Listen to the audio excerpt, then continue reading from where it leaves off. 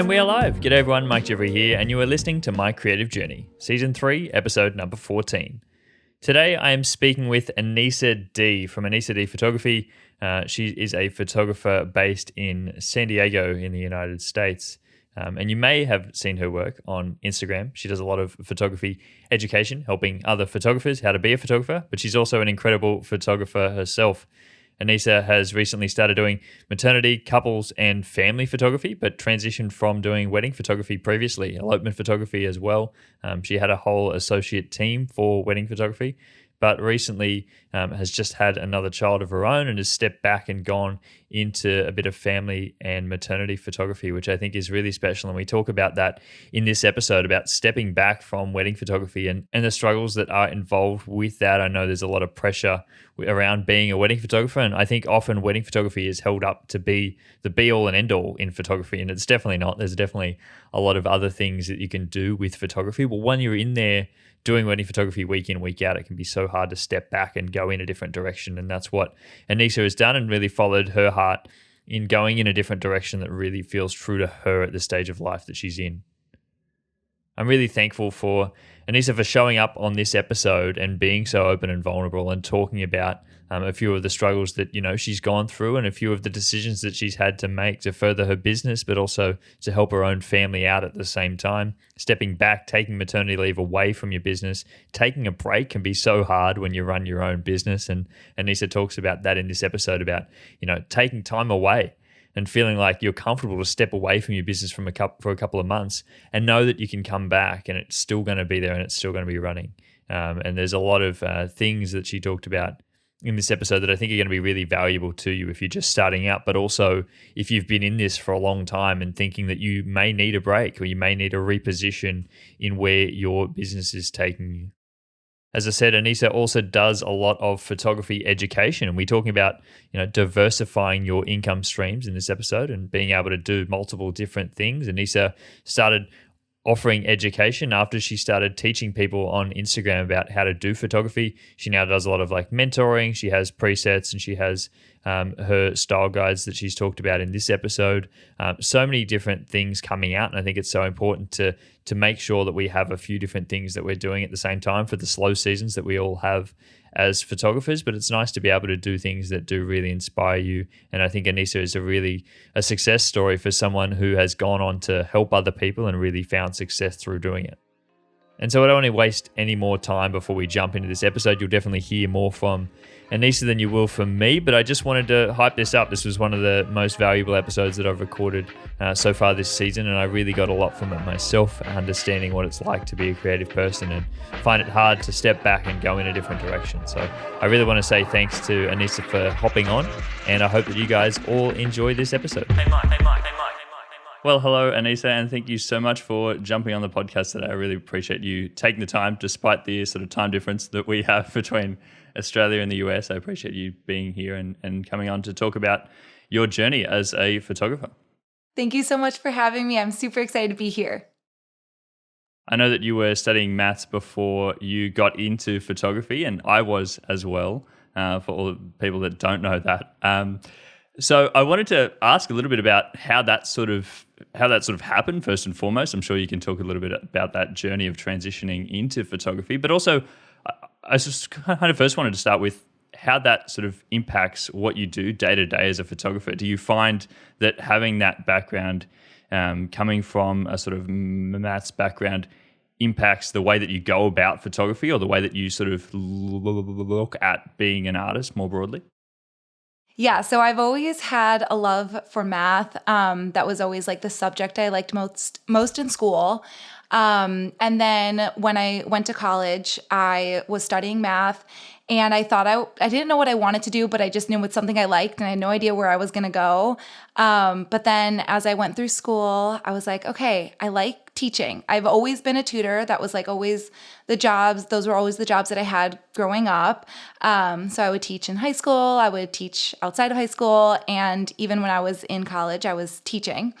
And so I thought I was going to be a teacher. I went through the whole program. Last minute, I decided I have a passion for business, but I didn't know what to do. I didn't know how to like combine the two, the love for teaching, but then also this like desire to pursue something with business.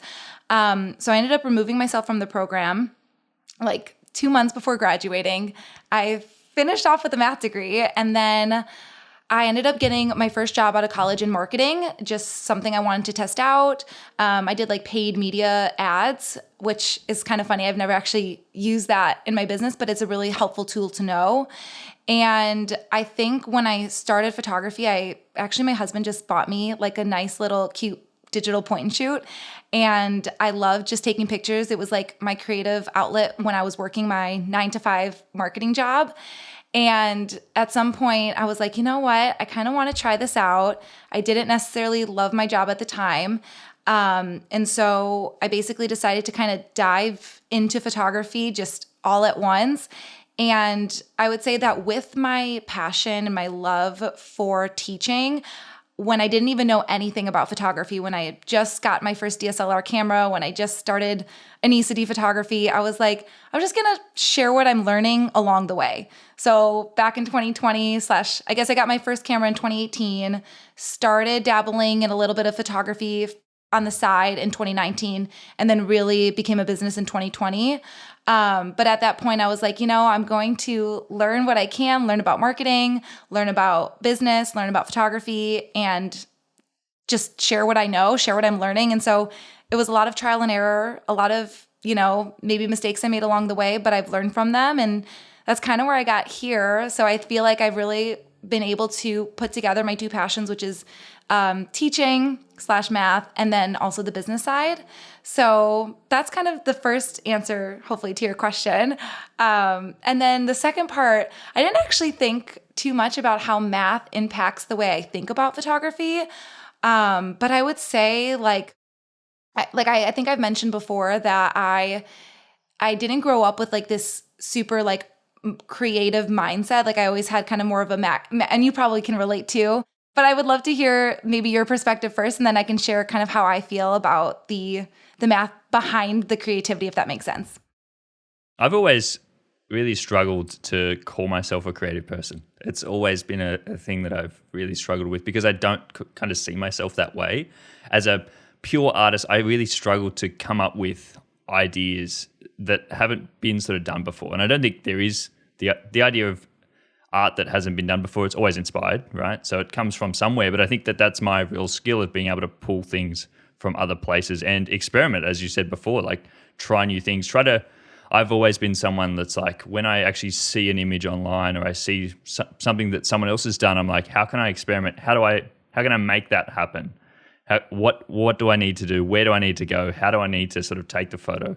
And I'm very like, in my head, that's just how it goes on. Like when I'm taking an image as well, like the numbers of it all is really where I'm at. And I sometimes struggle a little bit with connecting with client because I'm so hyper stressed about how do I compose an image well? How do I take the image well? And I've had to pull myself back from that over the years. I think that's been the one thing that I've had to sort of learn a lot is directing clients and working with people, because that was never something that I did before. Like coming from that sort of background, working with, like I was introverted, was always someone that was at home, did their work by themselves, and then had to go out into the world and try to work with other people. I'm like, I know the like theory behind how to take a really good image, but a lot of it actually comes down to working with other people and making them feel comfortable. So working through that journey, I think it helped me in the beginning, but absolutely, like having just a good grasp, like I can hear things and understand them pretty easily straight away. But working with other people has been something that for me has dragged out a lot and had to just go out there and try things and experiment. And sometimes it works, sometimes it doesn't work well. But, I think through that has come growth. And I think I like what you said before about you just tried things as well. And it's hard to sort of recommend that journey to other people, because you're like, it probably wasn't the best way to go about it, but it's just what worked for like us when we're that type of person that is comfortable trying things and understands what went well and what didn't work well, so we can make those sort of adjustments afterwards, when other people probably would get turned off when they try something and it doesn't sort of go the way they were planning. Yeah. No, I love that answer. And I think it really got me to think as well, that when I am in that moment, like you were saying, I feel like I'm very analytical, just very much thinking about the numbers of which photographers, we always think about the numbers of the camera, the exposure triangle, which I saw you just made a video on. But I think that it's really important to take yourself out of that and also be a director, which I think is kind of just figuring out that balance was a little bit of a learning curve to start. But I do find myself, maybe it is the math background, maybe it's just who I am as a person, that I do very much fixate on things until I can get them right. And as much as a visual learner as I am, I have to really study kind of the details behind it, because it doesn't just come to me maybe as easily as it could come to someone else. So when I see something that I'm inspired by, I really have to dig deep and think, what about this image do I like? Is it the framing? Is it the angle? Is it the color? Is it just the composition in general, the setting? So I feel like maybe having a little bit more of that kind of analytical mindset has kind of pushed me to maybe be where I am now in my photography journey. So I would definitely relate to a lot of what you said. And I think you would be surprised as well, like that other people, and I've spoken to other photographers before who don't necessarily think about the numbers a lot, that don't really know what's happening inside their camera as much. And I sometimes think that that's a real skill. Like I wish that I could just ignore everything that was happening and just be an artist just in there, like a moment, observing everything that was happening around me and not really caring what's going on in my camera. If it all works out when I get home, great, but at least I was there. Whereas I'm just completely the other way, where I'm always conscious that I have to be here. I have to be here with the client because I can get too drawn away by other things. Yeah. And I would even say too, when it comes to editing, because that has been, I would say, a whole nother kind of learning curve in the photography space, that I see some people, like I was watching different tutorials of like, Julia Trotti or whoever, and they're just like, oh, I'm going to increase my exposure, decrease my contrast. I'm like, your eye just tells you that. Like, that's so impressive and just truly such an art. And I feel like I really have to study that and really look and see what the different numbers are doing, because I think I kind of see it a little bit differently. So it is kind of interesting to see, not only in a photography standpoint, but also from an editing standpoint, how it shifts a little bit too. So I really can appreciate when I see other photographers are like, oh, I see a lot of blues in the shadows. I'm like, where are those blues? So it's been fun to watch and fun to learn. Is there any sort of big like takeaway that you've had over the years that you've had to tell yourself, or some sort of learnings when it goes about like editing, for example, or being a photographer? Anything you've had to sort of tell yourself or train yourself over the years? I know a big one for me is like there is no correct answer. There's no way that you have to do things. And I think that was a big change, especially coming from like a maths background where there is a correct answer always. And having like an exam was everything that I did. So there was always a correct answer to everything. So here, being an artist, as you said, with editing, there's no right or wrong way to do things. And I continually tell people that at the moment, because I'm like, doesn't matter how you do it. If you think it's good, there'll be other people who think it's good. It might not be everyone, but that's okay. You don't need to impress everyone. But that was something that I struggled and held myself back for a long time, like trying to make everything like perfect when there is no idea of perfect in art. I think that is something that I definitely relate to. I feel like a lot of photographers, despite their background, probably can relate to that as well. And something actually that I really like about math, that I do agree there is typically always like one solution, but the way to get there is very different. There can be a math problem that you solve, and there's like 5 different ways that you can solve that problem. That's something I always really liked about math, because I never felt that it was really linear. And that's something that I also feel like with photography, nobody's journey is the same.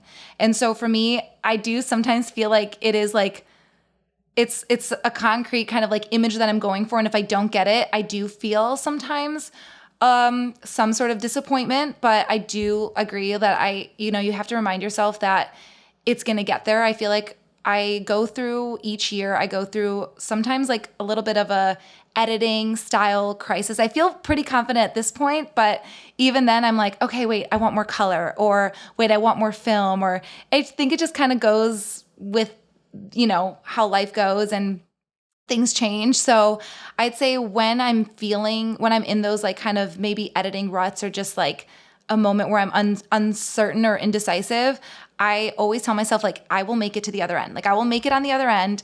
I just have to push through. I can get frustrated. It's kind of like the way I talk to my toddler. I'm like, you'll get there. Like, we just have to work through it and you'll get there. So for me, I think it's just reminding myself that it's just a learning curve, and just keep working through it, and it will get there. So I think too, like for me, I'm someone who, I mean, the conversations I've had with my husband just over the past few years and people close to me, I've always like, oh, I want my photos to look like this, or I want my editing to look like this, or look at this incredible photographer. Why can't my work look like theirs? And I think it's a struggle that a lot of people have. And I think for me is I just kept going, and I just kept trying, watching video after video with reels and YouTube tutorials and mentorships and things like that, and just trying different things, figuring out what worked. So I'd say at the end of the day, just like trying to just stay positive and just trying to persevere through it. That would probably be like my biggest tip. Hopefully that made sense. That made a lot of sense. I feel like that's a really good answer for people.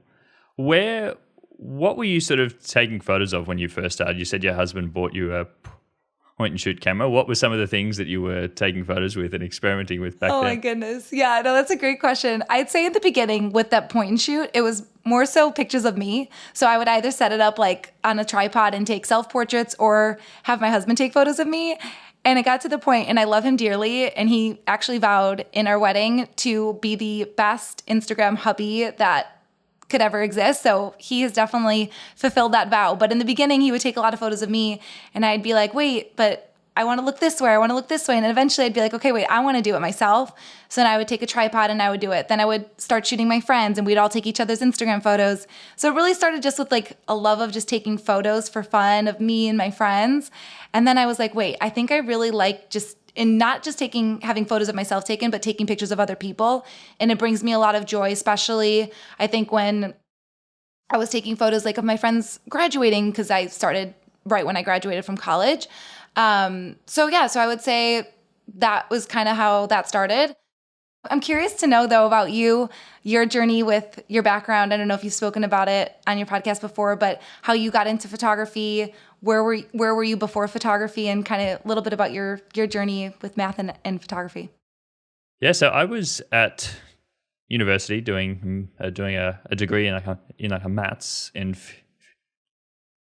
physics as well. I was in my third year, and I was kind of getting to the point where I just didn't enjoy it as much. Like, I couldn't see the career path. Like, it was, for me, it was going down the career path of doing like more pure maths and just doing more sort of theoretical in the like lab every day. That was all I would do, like answering these sort of questions that I didn't feel that I had the community there that I was really after, and I just didn't know if it was for me, like being inside all day. Like, I wanted to go out in the world and do more things than that. And so I didn't know where I was going to go. Like, I looked at a bunch of different things, but I just didn't have anything else that I really enjoyed in my life at that time. Like, because that was everything. Like, I was like uni and I was 100% there, and I didn't have much else that I enjoyed. But I then booked an overseas holiday at the end of 2018.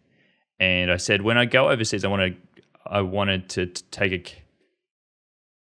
camera to go overseas with me. And so I bought a camera to go overseas, and I didn't know anything about it. It was an old like DSLR, and I had no idea how to use it, but I was like, I can work that out on the fly. And I kind of, like, I look back at those images now and they're not great. But I think through that process, I really enjoyed being able to sort of document things that were happening in my everyday. And slowly I had one more year left of uni, and I kind of knew already sort of halfway through that year that I wasn't going to sort of go into the career any sort of further past that. But I ended the degree and then really didn't know what to do. It was end of 2019. I was like, oh, what should I do? And I've been enjoying taking photos a lot. And so I was like, well, why not just start offering this to other people and see if there's a market for that? And so I kind of started offering it to friends and family, and then just had the sort of word out there that I was offering to do photo shoots. I did a heap of different things when I first started, as you do. I did everything that anyone would ask me to do. And I don't know whether that was the best way to go about it, but I definitely like learnt a lot of things about what to do and what not to do as well. Yeah. Yeah. What would you say is like what did you start off doing? I guess you said everything, but what did you find really like just motivated you, inspired you? What are some of like your favorite types of photography to shoot?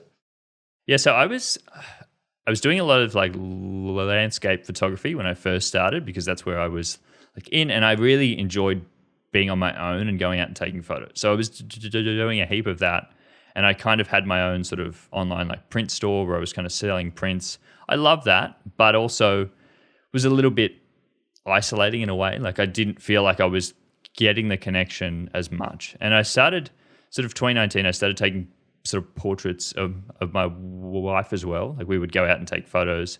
And I really enjoyed that. I really enjoyed the creativity that came with that. Like I love landscape photography, still do, but it just didn't have the same connection, and I didn't feel that I could give that to other people and have the same connection. And so then I was like, well, why don't I go down and try and work with other clients? And how can I do that? I kind of started in family photography, started offering family photography to close family friends and people like that, and built up a little bit there. And then was like, I don't really enjoy working with family, like small kids. I was like 22, 23. It just wasn't for me. And so then I started doing couples photography, and I really enjoyed that. That was something that I found a real like spark in, because I was like, I love portraiture, but individuals were harder to coordinate. I couldn't really see how I would get into that like market. Where was the sort of appeal for people to actually pay for that anyway? Because I was like, I have to, because at that point, this was the only thing that I had. I was like, I have to kind of make this work as a career. Like this is not just a hobby anymore. Like what path can I go down to make it actually something sustainable? But also I knew that I only wanted to do something I enjoyed. I'm like, I'm not going to go out of a career that I hated just to go into something that I hate as well. So let's make sure that I find something that I really enjoyed. And so I think through that, then I slowly started to build up. And then we all know what happened in early 2020. Like that was a really good time, I guess, to be starting something, to feel like, oh, I'm easing off now. I don't have to feel like I have it all sort of worked out. Like I've got time to learn. I've got time to do all the behind the scenes stuff that I probably hadn't done up to that point, like creating a website and make sure I've got all my emails right and doing it and invoicing people correctly. Like I worked all that out during 2020 because that was a great period to then sort of jump back in 2021 really and start offering that. And then that's when I went into weddings as well. I kind of felt like that was the next evolution of that for me. But I feel like I held myself back on that for a long time, but eventually was like, no, I've just got to jump in because I feel like I'll really enjoy it. It's a good bringing together of everything that I'd done up until that point. Like it is a good combination of a lot of different things in photography. Yeah, definitely. I feel like our journeys are very similar, and even time frame kind of surprisingly are very similar with just the timing. And I do agree with you that in 2020, that was like the best time to start something. And I feel like sounds like for you, similar for me, it kind of just fell into my lap at that point, and you had enough time to slow down to learn. And then once things pick back up again, you could dive into weddings and all of that stuff.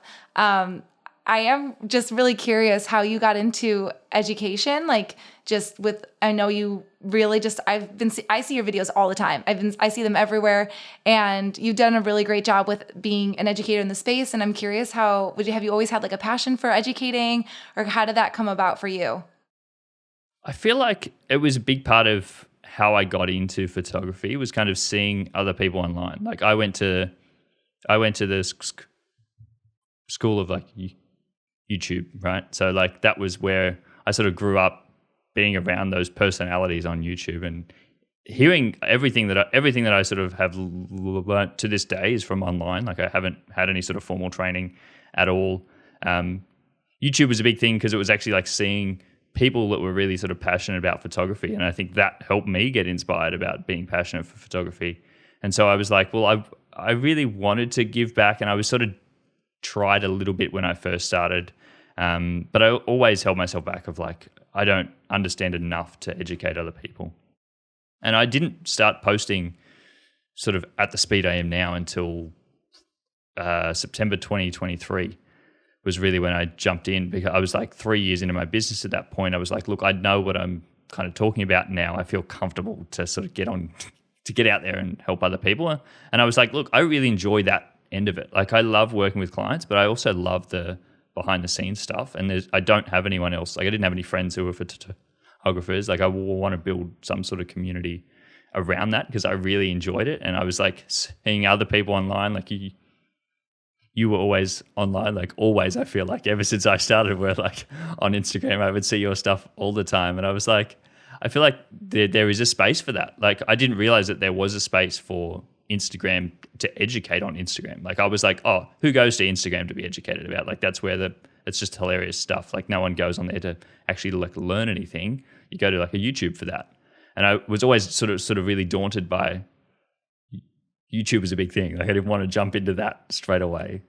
So I pulled myself back and hopped onto Instagram. But I think, yeah, definitely big inspiration from you as well, being on there and having sort of paved that sort of path in the education space for a long time, because you started back in 2020, like basically when you first started, right? Yeah, no, I appreciate you saying that. Yes, I remember the day because I was on TikTok because, it's 2020. What were you doing if you weren't on TikTok? And I remember the day where Reels got rolled out and my husband's in the other room and I go, hey, I think there's like TikTok for Instagram now. And I said, I think I'm going to really take this as an opportunity to teach people basically like a YouTube video, but shorter and more compact, and I'm going to grow this way without thinking like that was the point. And I'm like, oh, I discovered something. Like that was the whole point. But in that moment, I remember when it literally the day it came out and I'm looking at it on my phone and I go, okay, well, it's time to make content. This is the best way to teach, because in the beginning I was just posting on stories or having really long feed post captions. And I always wanted to just, like you said, build a community, connect with other people. I'm home by myself. My husband's working. I don't have anything to do. And I just want to connect with people. So yeah, that was kind of my journey as well. And it's got us here. But I also was someone who was always on YouTube. As a viewer, always loved watching photographers on YouTube, just content creators on YouTube. And so I always thought too, like I learned everything I know from YouTube, flash, DSLR, mirrorless, everything to know about cameras was YouTube, School of YouTube. So it was really cool to be able to dive into kind of short form video content, and connect with people through there and educate through there. But yeah, it's kind of crazy how similar like our journeys have been, but it's nice to be able to relate. So thank you. No, yeah, definitely. I feel like it's lovely to have this conversation again where there's not as many people in that education space either. Like that's a whole new space for me that I'm in now, where I'm like, oh, there's other people in this space as well. Like it's really nice to have those conversations with other people. How did you feel about when you were first starting? Like obviously you've got an education background, so that probably helped you as well. How did you feel about like what you were going to talk about? Because I know for me, I hold myself back. I still hear from other people who are really in the space and who really want to jump in and start educating and sharing their ideas and sharing in the community, but don't know how to start or what to talk about. How did you feel like you just got into that? Like what was the sort of thought process there?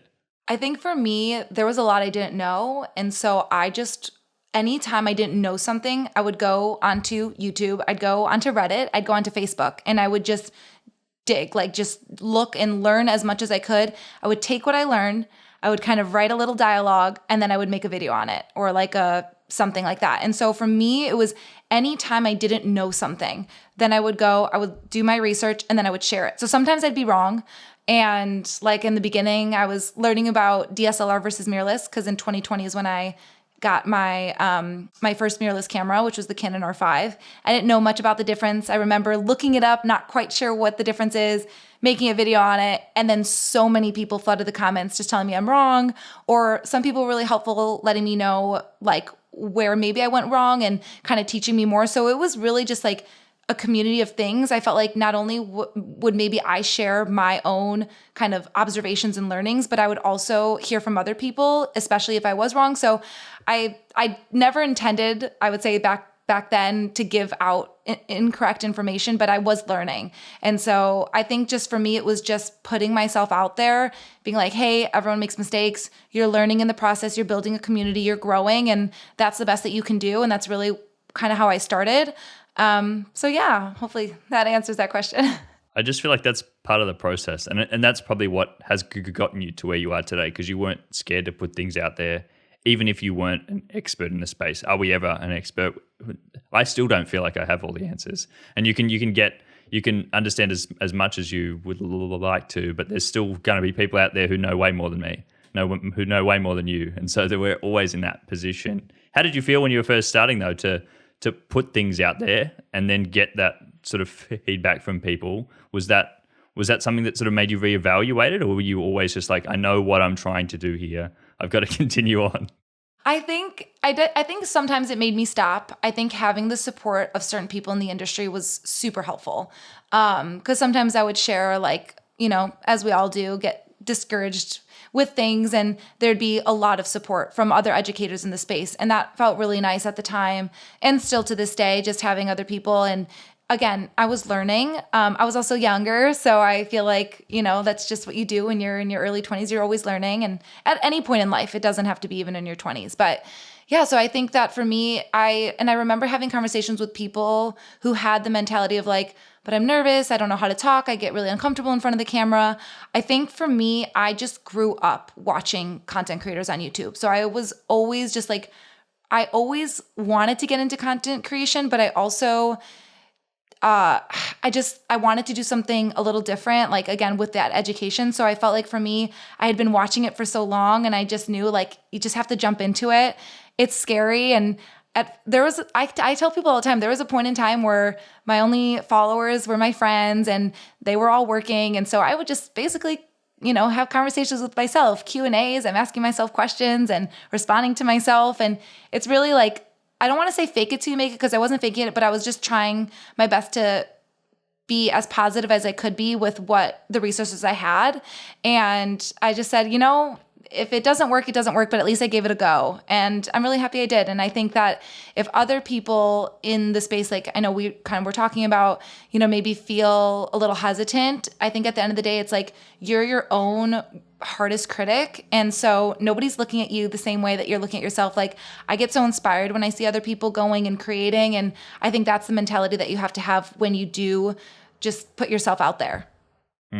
Absolutely. I love when I see other people starting on Instagram, when I see they've only got when they've only posted a few things, but they're trying to educate and trying to start sharing things. Like, I'm always in the comments of those types of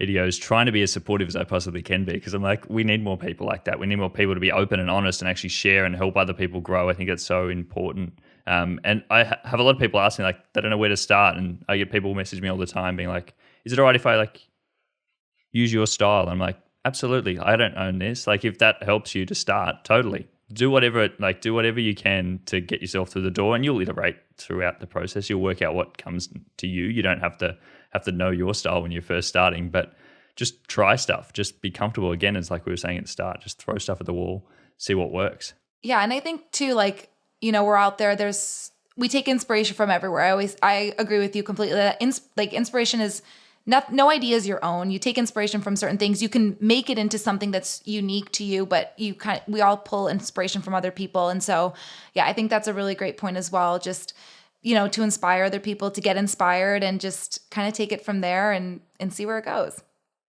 And I think the inspiring part from your journey as well is you've never had a style where you sort of like speak on camera either. So for like a lot of people who are starting, like, that must be a big thing to be like, well, look, I don't even have to speak. And I kind of tell people that all the time, like, just turn up. And people, like, make sure that you're on camera is important, but you don't have to speak. You can do other things as well. Yes. Those are the content pillars there's different things that you can do. It doesn't have to be talking and, on camera. You don't have to go and have a podcast and a YouTube channel. It's kind of crazy. You can just make short form content. You don't even have to show your face really, although that can help. But, there's a lot of different ways to make content and to get your content across, or just get your voice out there and build community for sure. And so let's jump back into your photography journey when you were first starting. What were you sort of doing? What types of photography were you doing when you first started? Oh, goodness. Well, I did everything as well. Well, I felt like I did everything. I did brand work. I did like some real estate photography. I did birthday parties. I did different events, weddings, couples, family, maternity.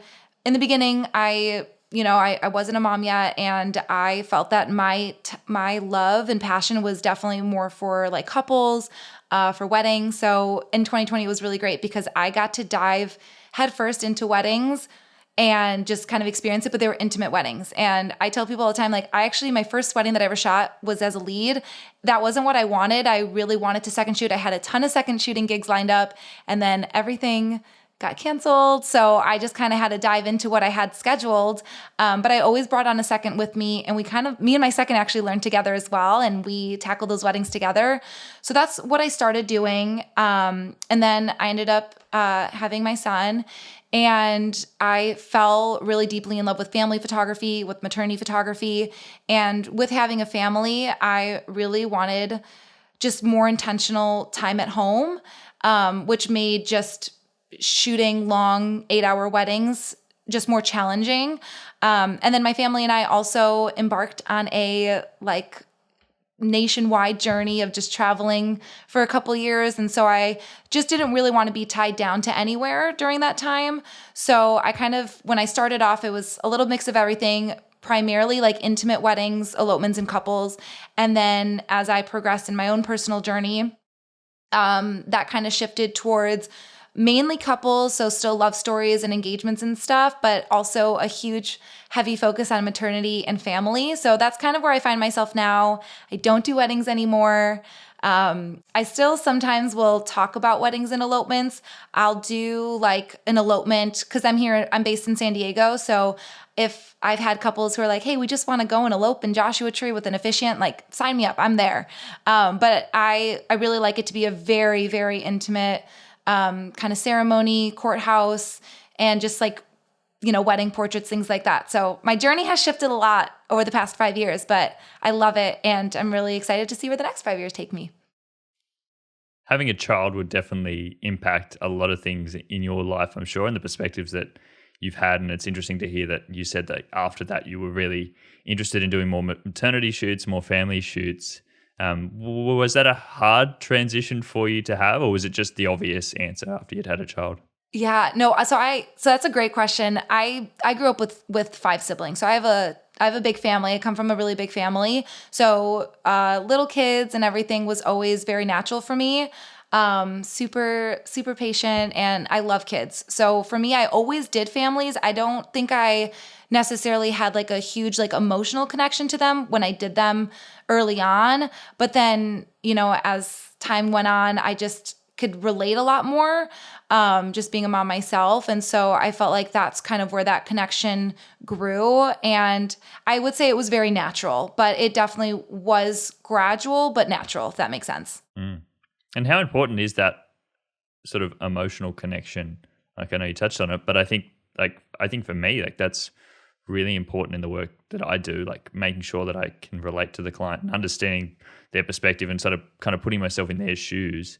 How important is that for you? Because I don't think I could have that perspective if I went into doing sort of family photography. I don't have a family yet of my own, so. Definitely. No, I would say that, if you know me, like if any of my close family and friends know, I'm a very emotional person. I feel very hard. And so it's very easy for me to create a connection.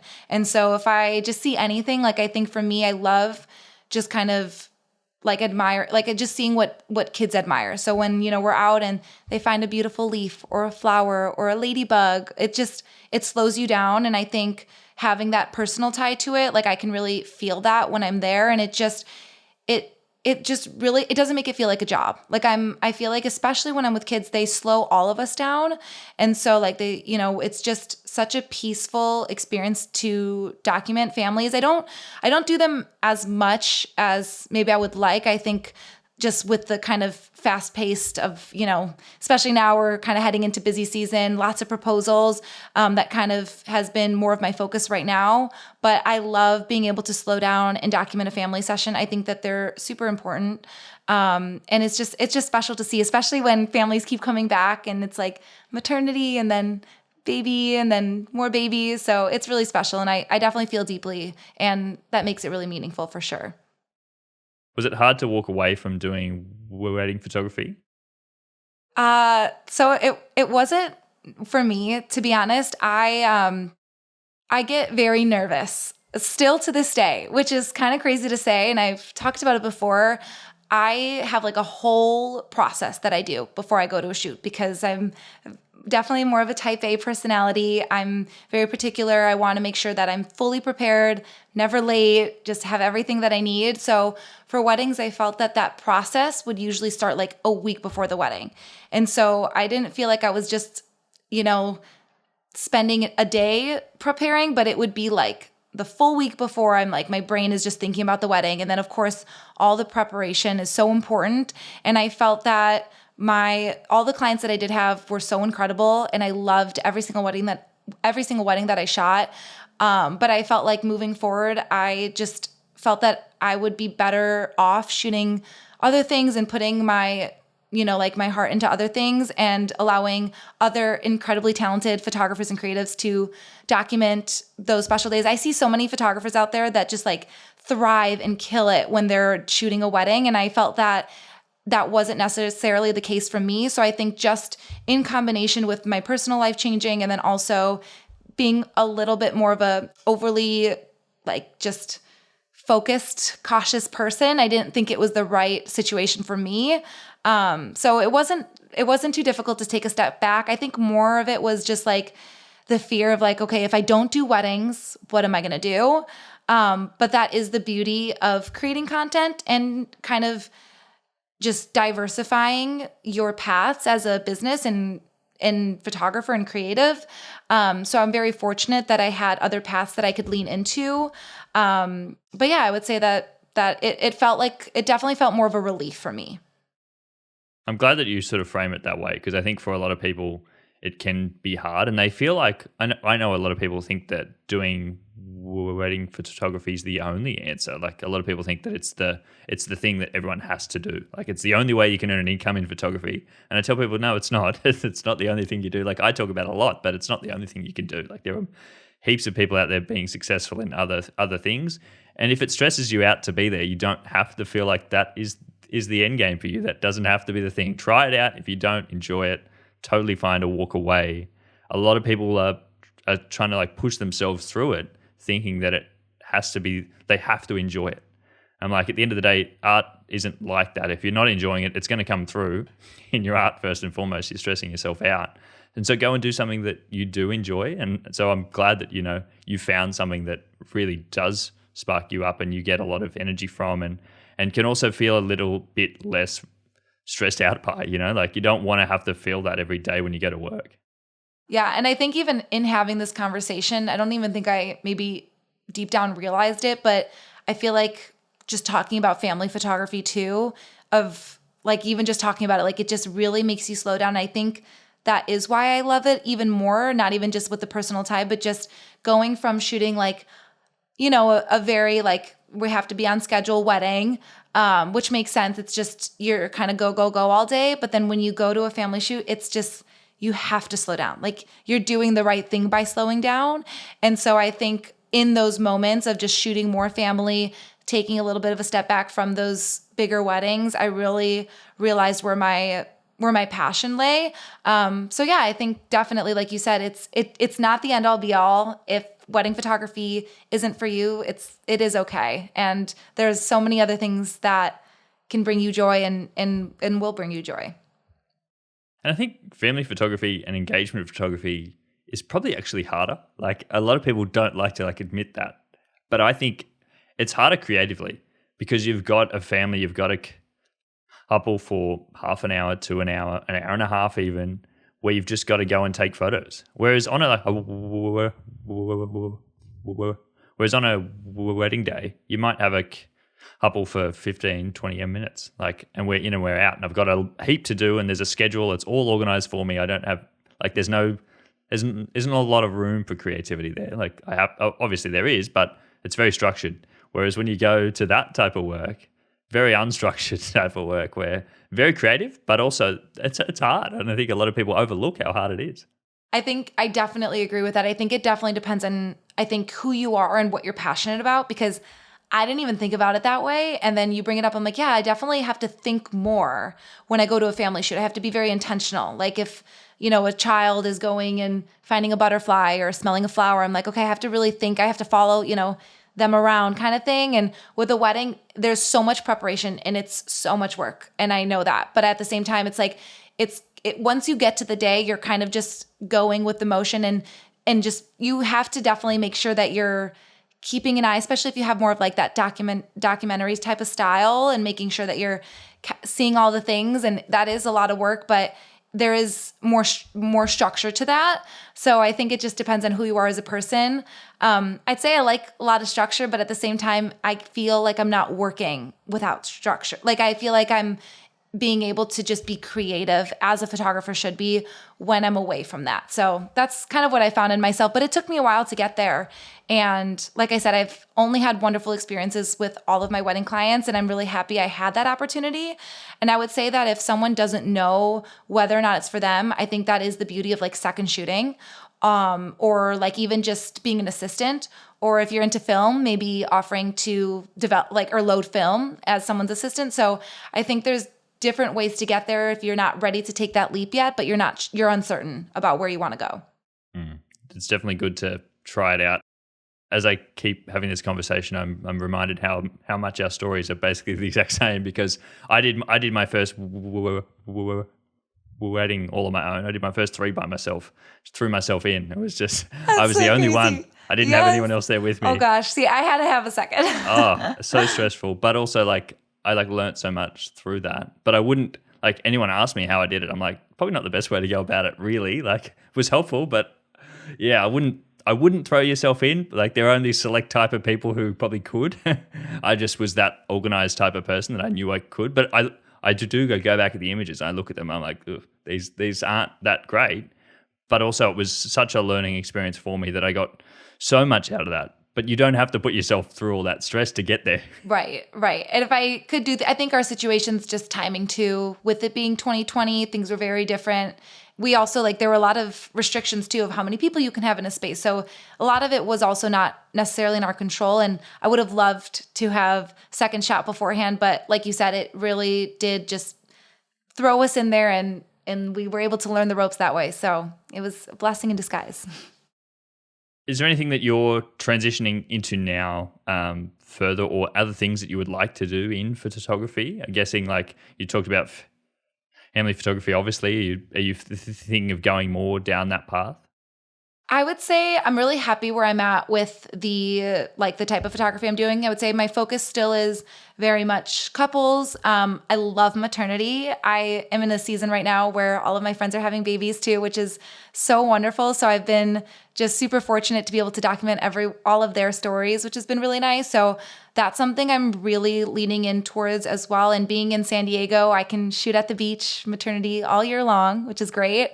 Versus I'm from Chicago, so back there we don't have that option, but that's something I really love. I would say, just as far as like style wise, I feel like for a while I really loved kind of more muted, more filmy, which I still love, and I love film and I think it's beautiful, but I would say that I'm really inspired by a lot of other artists out there, and I'm leaning very much into more color. So I think for me, 2025, I know we're already halfway through but I'm really leaning into color this year and just trying to embrace just beautiful color to like embrace that emotion and see where that goes. So I think for me, yeah, that's kind of where I'm at with my photography journey this year, is just kind of experimenting with different style, with different editing, and just getting just more storytelling, you know?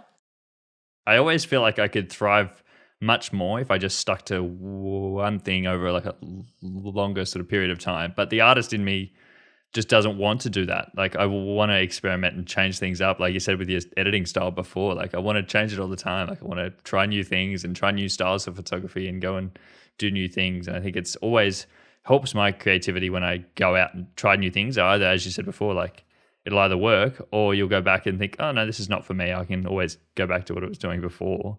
Like, it's lovely to try out something new, because you can get very much stuck into just doing things the way that you've always done them.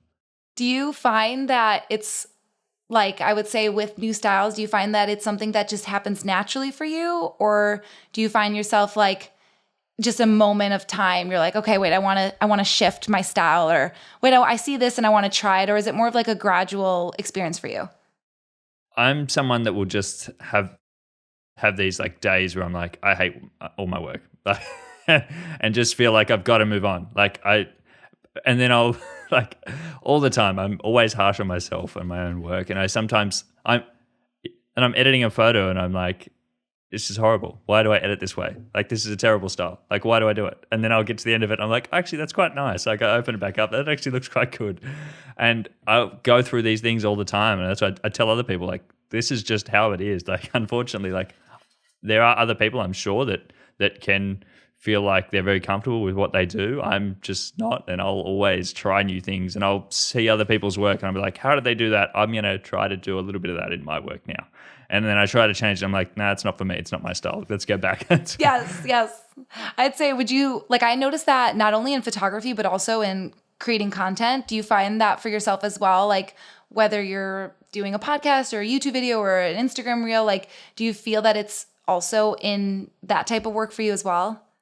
Definitely. I feel like sometimes, like, I try to go, and this has been a long sort of learning for me over the years of not doing what other people do. And I will definitely see things and I'll think, oh, how can I implement that? And every time I try it, I'm like, it just doesn't work for what I do, because the way that I do things works because of who I am and my personality and the style that I have. Like, I've tried over the years to, like, for example, I've tried to do like a vlog on YouTube. And for me, like, vlogging outdoors with other people around does not work. Like, that's just not my space where I feel okay. Other people can feel okay. And if you ask them, I'm sure everyone's stressed about it, but it's just not me. Why am I trying to put myself into that space that doesn't work? Like, feel much more comfortable doing education type content at home in my office. That's much more me in my zone. So why try to push myself out and do weird things and be someone else? And because I think as much as I really appreciate other people for how they do things. Like, I'm not saying that the way they do things is wrong. It's just what works for them. And so it's important to really take inspiration, but understand that you don't have to emulate as much. Like, use little bits, but if it doesn't work, feel comfortable to go back to what you were doing before.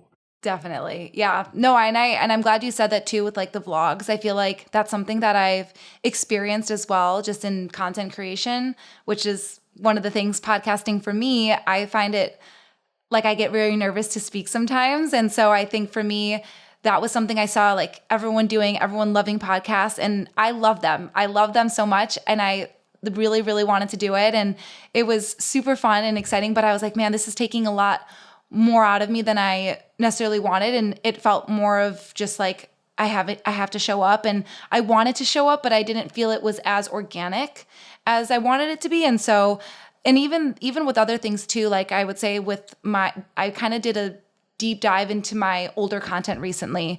And I was like, what used to work for me? And I was trying new things now. And I'm like, things aren't sticking as well. I'm looking at what other people are doing, and I'm like, okay, that person's really great with humor. This person's really great with sit down talking in front of a camera. And I'm like, let me try that. Maybe it doesn't work. Go back to the basics. And then I would pull some ideas from that I've previously done, and they do well again. And I think that's the beauty of having a brand and branding yourself, and doing what works. But I think it's good to try new things, but also, if something isn't working, you can always change it back. I'm so glad you brought up about the podcast, because I felt like that for the longest time as well. And I had this podcast back in 2021, and I just did it on my own. It was probably one of the first things that I started, and it was really like I was trying to document my journey of starting my photography business and all the creative things and how to even start a business. Like, I had no idea in that space. So like, that was me documenting it. And I recorded an episode every week for like a year and just uploaded it. And I didn't have an audience back then. I was just uploading it just because I could. But I sort of burnt myself out in that space. And I only started that because I thought that was what you had to do. And I thought for the longest time that having a podcast isn't for me. And then sort of like I restarted this podcast halfway through last year, because I was like, look, it'd be lovely to connect with other people like we were talking about before. The community is so great, and talking with other people in the space and feeling like I was in a space where I was like a little bit isolated, feeling like I was at home every day, working by myself, not being with other people. Like, it'd be lovely just to have a conversation. And I'm so glad that I threw myself back in, because as much as it is stressful and I still get very anxious about recording these podcasts and talking with people, it actually is something that is probably a highlight of what I do now, is like being able to have conversations with different people from all over the world. Like, it's lovely. But I'm just super conscious of still, how can I make it within my personality? Like, I don't want to be this big over the top podcast. Those aren't the types that I enjoy. Like, I don't love when people are going out there trying to make something huge to get people in, or trying to, I don't know, like I hate people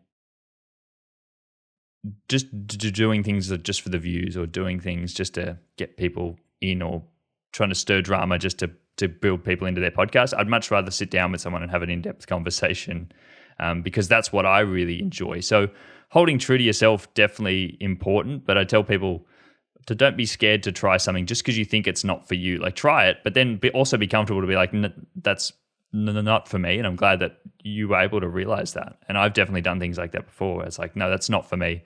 Let's go back in a different direction. Let's stick with what does work for me.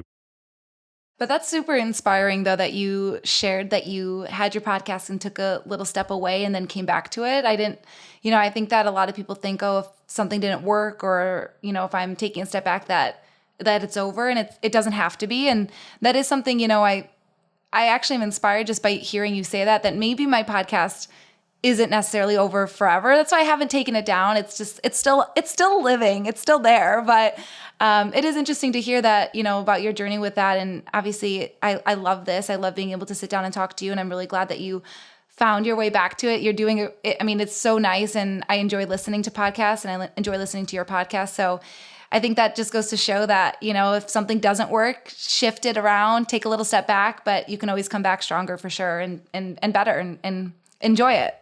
And I think there's something to be said for like making sure that you're still around in like 3 years' time, like making sure that you enjoy what you do, not just trying to do it just for other people. Because if you're doing it for other people, you won't be around in 3 years' time. And then what's it all worth anyway? Like, for me, it's like, what's going to maintain my consistency? If it's uploading once every 2 weeks, every 3 weeks, totally fine. At least I'm still here in 2 years' time. Other people might upload, like I see, again, we see people online uploading something every single day, and I'm like, look, I can't keep up with that. I mean, I know I upload on Instagram every day, so I can't be that person. So, sorry. I wake up every morning with our time change, and I'm like, oh, you're like the first person to show up on my feed. I'm like, there we go. But I will say too, with that, like, in different seasons of life, like I just had another baby and stuff, and I feel like I experienced this before with like a little bit of just trying to do everything, and I can't. And I think this time around I really took a step back and just let life happen. I'm like, I'll bring it back. It's been a year. It's been almost a year, and we're finally kind of getting back into the motion of it all, and it's okay. I think we're human, and it's okay to kind of go in waves and readjust and refocus, and photography thing, refocus. But yeah, I think it's just goes to show that you can come back to it and take it up again. So yeah, I like that. You've had those breaks before. Obviously, you've had like 2 kids now. Are there any reflections from you about how it is to restart something after taking a break? Like, I know a lot of people are scared to take, even like I know photographers who won't take a weekend off because they're scared that if they do that, what's going to happen. Like, I tell people, plan time in to take a break. Like, it's okay to have a holiday. Like, you can come back, it'll still be here. It's so tough because I'm kind of torn on my thoughts on it. I think it's really tough because with a traditional job, you can take a break and it's still there waiting for you. But then with photography and marketing and, creating content and getting yourself out there, if you take a break, you feel the hit definitely more deeply. I'd say my first time around when I had, my first, I took a long break, and then getting back into it was really hard. And I felt like nothing was kind of working. And, I was full-time mom and full-time photographer, and I was able to eventually get some help at home, and then be able to really put more time into my business. And then I think at that point it was just consistency. So, at first I was like just trying to juggle. I'm inconsistent, kind of posting here and there, getting a little frustrated. Things aren't really working out. And then I was able to kind of reevaluate, make some changes, talk over things with my husband, and then was able to dive really into content creation and photography full time again. And then that consistency led to that growth and having more time for photography, for creating content, and things like that. And then this time around, I told myself, things are going to take another hit. It's going to be hard.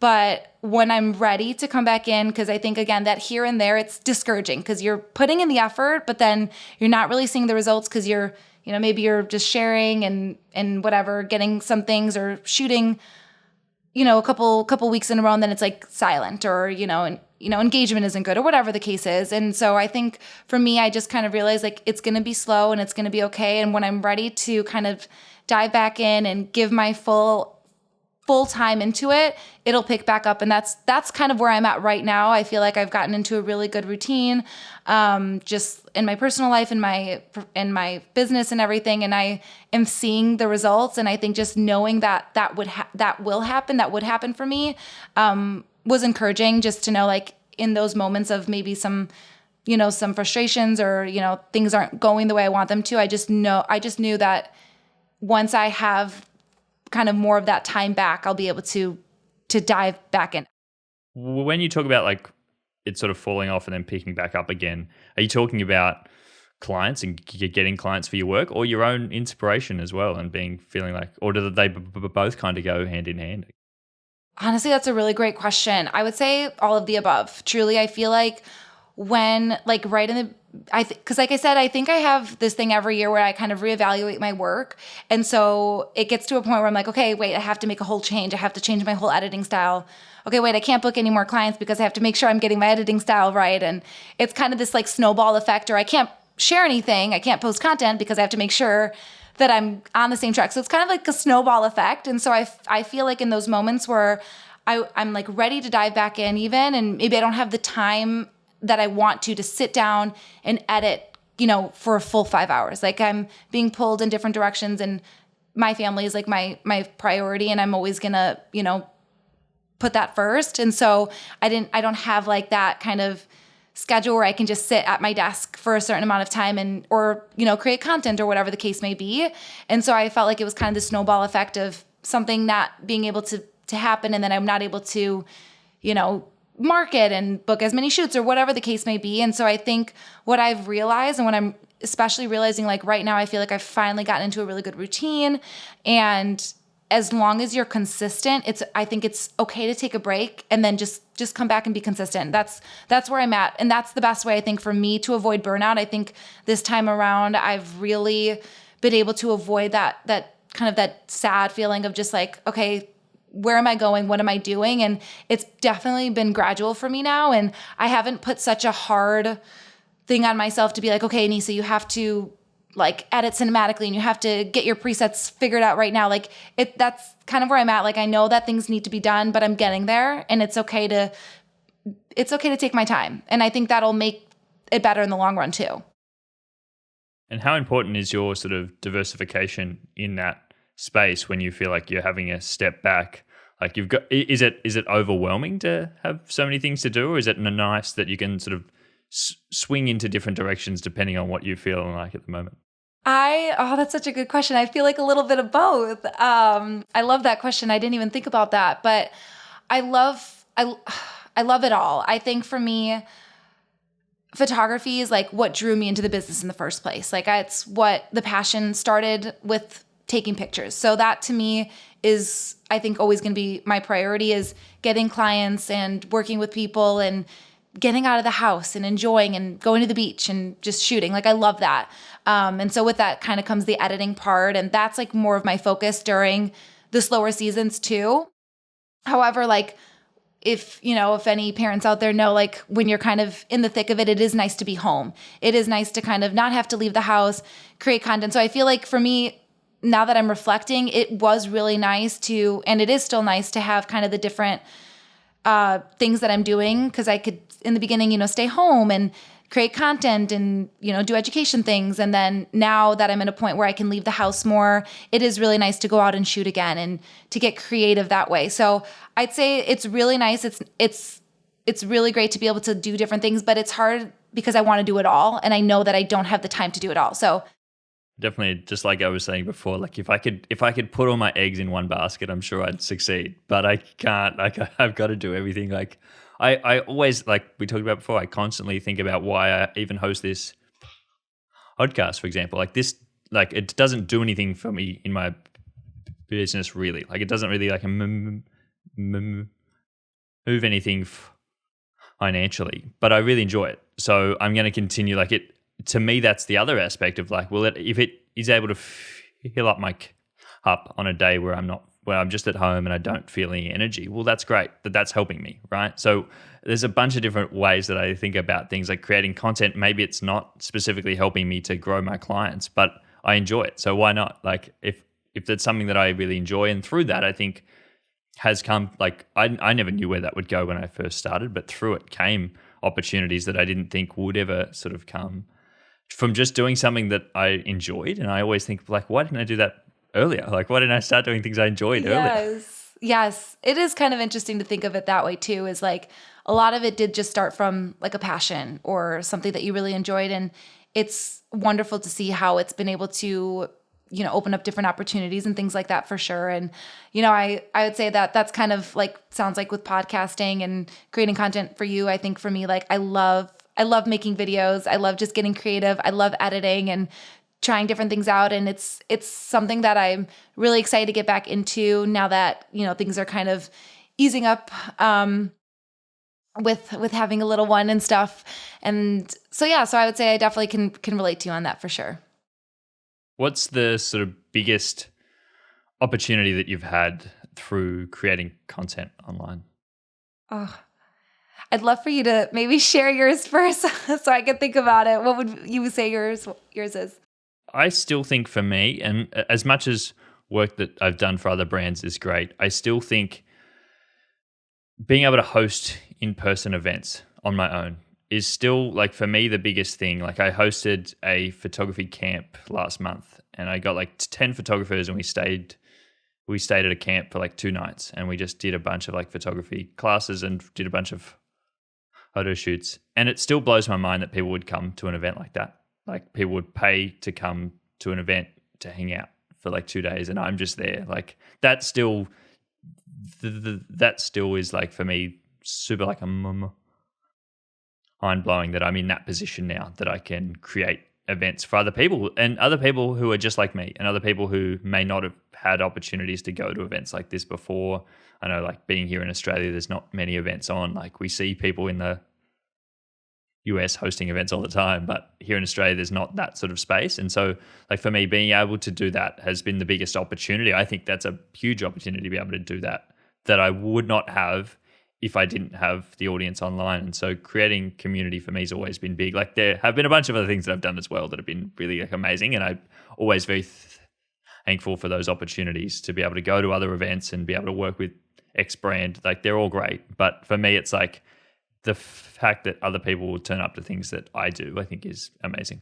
Oh, I love that. That's a really great answer. And I would have to say I entirely agree with that too. I think the community portion of it, just like with having that, is being able to connect to people. Like, I love that I get to educate, kind of like it sounds like with camp, it's just like an opportunity to connect with people and also do something that you're passionate about. Like, for me, I just love that I can still do something that I think I never thought I was going to be able to do once I kind of closed that door back when I was in college. And it's really nice. Like, one of the greatest joys I have, like, I've been mentoring for a very long time since I started sharing what I could. Initially, it was more on like the marketing side, because that's what I had to share.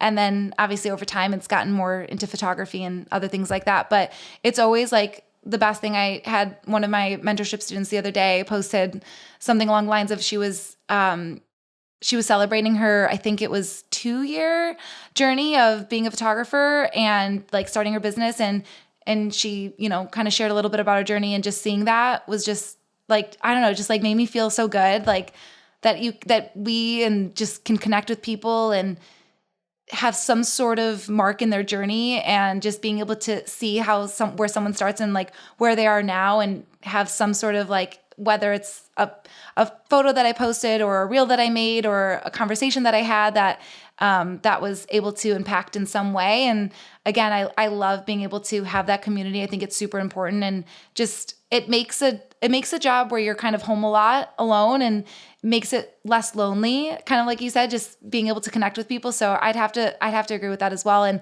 very grateful for all the opportunities that I've had. And I would say that I really do love it all, but that would probably be my choice as well. It's beautiful that you come from a space of just wanting to help other people, and educating is like, I always think about, like, it's always helping other people, and hearing from other people in my audience, I'm always like, it's a good reminder. Like whenever I get like a good message from people saying like, you were able to help me on this, or like, I really appreciated your video or your perspective on this. I'm like, this is why I create the stuff that I do, and it's very sort of outside of everything else. Like it's super powerful, and it really helps to understand why I do things in a space where sometimes it can feel like, why do you do it? Like, why do you go out there and put stuff out there? Especially like we're talking about before, like whenever I put something out that is like a sort of an event that people have to pay for, I'm always like, I'm always a bit hesitant about, do I really need to put that out there? Is it too expensive for people? But then hearing from people being like, this was actually really helpful. Like this, I'm so glad I came to this. This was the most, the most important thing that I've ever done in my own business, in my career. I was able to build community. I was able to learn things that I didn't think I would be able to learn. Like, I'm like, well, that just sort of justifies it in my head of like, well, this is the right place, and I am able to help people. Like, I'm not ever going to be able to help everyone, but there's a place for that, and I think that is super special. I love that. No, I completely agree. I think that is really special, and I think just too, with knowing about your kind of like your backstory with wanting to go into this space, I think it's just kind of a full circle moment where not only are you able to build community, but you're also able to help other people in the process. So I think that's a really special thing. Have you got anything else coming up in your business journey? Anything that you're working on at the moment that you're, excited to be putting out in the world? Yeah, I mean, I've been working on a few things. First and foremost, I've talked about it before a little bit, but I'm working on a new pack of presets. So that I'm hoping I'll be putting out hopefully in the near future, sometime this summer. And then with that, I'm also finally getting ready to put out my storytelling guide on cinematic photography and documenting and posing and things like that. So those are the two things I'm really working on right now and hoping to get out this summer. What does the storytelling guide sort of entail? What is in that, and what can people expect to be in there? Obviously, like it will probably like change as you start to put it together. But what are you hoping to get into a storytelling guide? Yeah, I'd say a lot of it is just kind of the whole scope of how I go into a shoot, the preparation process, the communication, how I compose, how I plan things out, what I bring to a shoot, how I facilitate those conversations, and the typical, the framing, angles, things like that, how we can change our perspectives in order to capture things in a different way. And then, of course, the editing portion, which kind of goes hand in hand with the presets that I have coming out, in color theory, and how we can use color to bring out different emotions to help us feel things when we look at a photo. All very sort of important stuff, I'm sure, for people to be able to understand. And it certainly sounds like that would be a lot of work to put that together. I wanted to sort of close out the episode and sort of ask you kind of some like reflections or some insights that you have from when you first started. Like if you could go back and tell yourself a piece of advice, or give yourself a sort of one thing that you know now that you didn't know when you first started. I would say that for me, it would just be that the journey is not linear, and that there will be hoops and hurdles to go through, and just to keep pushing through them. Nobody's journey is linear. And if you find yourself, I think if like I found myself a lot of times just kind of second guessing or feeling stumped by things. And if you feel that way too, just remember that you will come out on the other end, and the process that you went through is going to help you get there. It's going to help you grow and help you learn. And so if I could tell myself or anyone else starting their journey, it's just to I know this is such a cliche, but it truly is just like to keep trying. Just keep on trying. I feel like that's something I have to tell myself constantly. Be consistent and, don't give up. Like I know that's a really popular one, but that's something that I feel like I keep telling myself now. And in times where I find that, things kind of slow down or I have to take a step back or, whatever the case may be, that, the journey isn't linear, but with perseverance and with pushing through, like you'll get there and you're going to do a really great job. That's beautiful for anyone to hear. And it's just, I think, as you said, like a strange thing to hear when you're first starting, like just keep going with it. But you don't fully understand how important that is until you get to a stage where you're at right now, where you think back to, had you have stopped at any of those positions, you wouldn't be where you are now to actually give that advice. So I think it's important to continue on, even when you feel like you're sort of down and you don't know where this is headed to. just keep on at it. Yeah, and I know that was a little bit of a general answer, but I did want to give maybe a little bit of context if I can, and just share on kind of like a personal story there that I just recalled. But when I was right after I had, a few months after I had my first son, I remember it was like I was kind of trying to balance both, and I remember sitting down and I thought, this is it. Like I have to stop. I can't do both as best I can. And of course, like my family's my priority. And so I remember sitting down with my husband and I thought, I said, I think this is it. I think I'm going to close it out and I'm going to be done. This was in 2021. And I had a long conversation with him and other people, mentors in my life. And I actually booked a mentorship, and I was like, it was all the things, kind of like I said, the snowball effect of like my editing and not being able to show up and engagement's low and bookings are low and all the things. And I booked a mentorship, and with her name is Casey. And we just kind of talked like a long conversation about just everything photography. And it really gave me the motivation to not give up in that moment. And I think that mentorship happened at the perfect time. And, my husband and I decided to, let's just start fresh. Let's go travel. Let's go travel the country. Let's have you dive in. I'll help out with as much as I can. And I was able to basically go from kind of feeling like, I remember the day, just being like, I think this is it for my business. And I ended up just saying, this is my goal. And he's the most supportive partner, and I'm so grateful for him. And we sat down every day, I remember, in the hot tub, and we would just come up with 5 different real ideas for the week, every week. And we would do that like every day, for whatever. Maybe it wasn't every time we were doing that, but just like every time that we could think of, we were coming up with real ideas, writing down in the notes app. And that was just kind of my push to keep marketing, getting the bookings going, getting the content up, the education going. And it kind of snowballed that summer of, maybe it was 2022 at that point.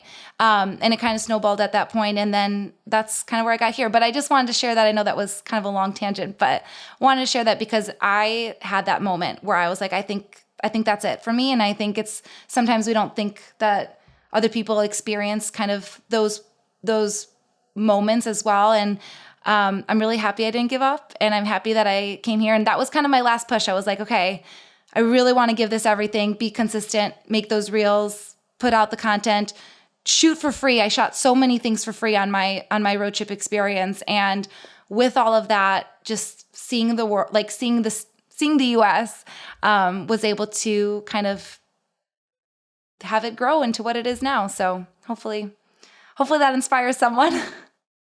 That's a beautiful story, Anissa, and I'm so grateful for you for sharing that. Like, that's beautiful for other people to hear that people do go through those stages, and you're not alone when you go through something like that. Other people have been there, but importantly, so that you were able to like reach out to someone else and talk to them, or speak to your husband as well, who was obviously very supportive in that moment, and probably helps you still to this day. And I'm sure that a lot of like partners out there don't get the recognition that they deserve. I know that my own wife was very supportive of me when I was first starting and didn't have any idea what I was trying to do, and still is supportive up to this day. Like, very thankful for her. But like, reach out to other people, talk to people in your inner circle about it. Like, you're not the only one that's gone through this before, even though in that moment it can definitely feel like you are. Yeah, absolutely. No, I appreciate that. So, and I'm glad that, you have a similar experience and a supportive spouse, because it is really important, and just to know that, we can get through it. So, for sure. Yes, we can. We can definitely get through it, and as long as you don't give up, it's not over. I always say, like, you can always go in a new direction. You can always start something new. You don't have any idea where you could end up at the end of the year. So thank you so much, Anissa, for coming on today. I'll leave all your links down below so people can check out your stuff and get in on the preset pack and the storytelling guide when they come out. We'll be updating everyone when those do drop, because that's very exciting. Thank you so much. I really appreciate the time, and thank you so much for having me on, Mike. I appreciate it.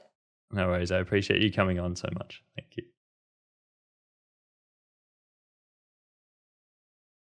Well, that is the end of today's episode. I really hope you enjoyed listening to this conversation half as much as I enjoyed having it. If you did enjoy today's episode, I would really appreciate it if you did leave us a 5-star review on Apple Podcasts or a 5-star rating on Spotify. Or if you're watching over on YouTube, give us a thumbs up and leave us a comment down below to let us know that you did enjoy this episode. Also, feel free to share this episode on Instagram and tag me at Mike Jeffrey Photography so I can reshare them on my stories. And also message me and let me know who you would love to hear on an upcoming episode of this podcast. I've always tried my best to be able to have conversations with people who are in the creative space and people that I think would be a good fit on this podcast, and I would love your input as well. In a very privileged position at the moment where, I'm able to reach out to people and have them on my podcast and have really interesting conversations with a whole range of people in the creative space and talk about their creative journey. So if there is anyone you would love to hear from, please let me know and I will do my best to try to get them on the podcast.